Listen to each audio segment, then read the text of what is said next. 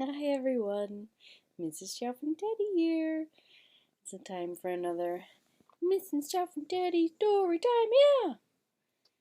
Alright, today we're going to be reading part of the book, The Selection. It's actually part of the Selection series. It's kind of like The Bachelorette in a dystopian kingdom, I guess. So, it's pretty interesting, and it's got a whole bunch of books in this series. So, Chapter 1. When we got the letter in the post, my mother was ecstatic. She had already decided that all of our problems were solved, gone forever. The big hitch in her brilliant plan was me. I didn't think I was a particularly disobedient daughter, but this was where I drew the line. What? Teddy, no! Hold on. Teddy never came back, and I never finished that recording of the selection. So I'm going to try and finish it now because he's finally relaxed. Sometimes he just has a couple days where he's like super active and then a couple days where he'll sleep forever. So today's one of those days.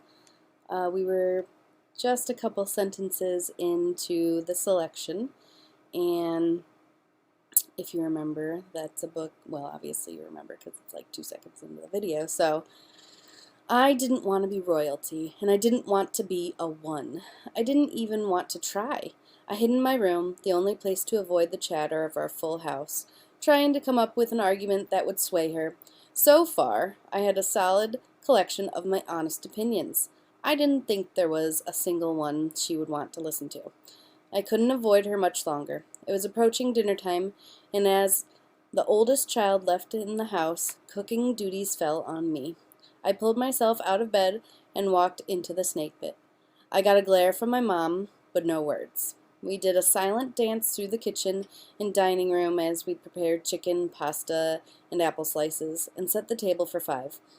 If I glanced up from a task, she'd fix me with a fierce look, as if she could shame me into wanting the same things she did.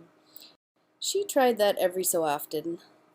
Like, if I didn't want to take on a particular job because I knew the family hosting us was unnecessarily rude, or if she wanted me to do a massive cleaning when we couldn't afford to have a 6 come and help. Sometimes it worked, sometimes it didn't, and this was one area where I was unswayable.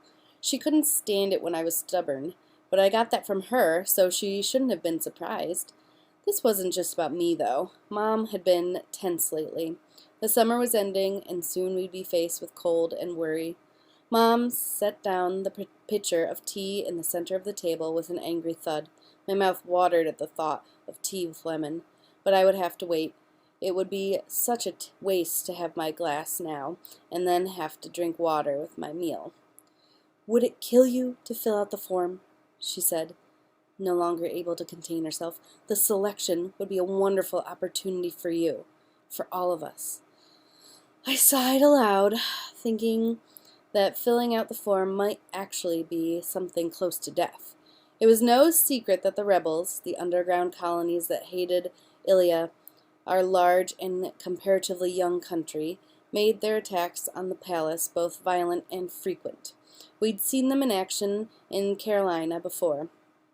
One of the magistrates' houses was burned to the ground, and a handful of twos had their cars vandalized.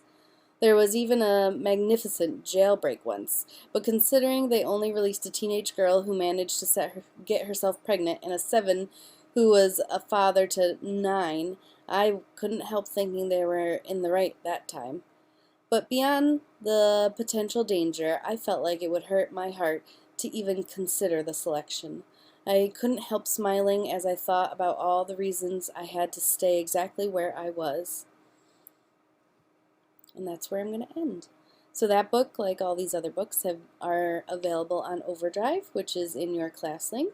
You can also download the app called Sora, which is available, and it's a reading app that we use for our school reading, so just like Libby is for the public library. It's good to see all you again. Bye.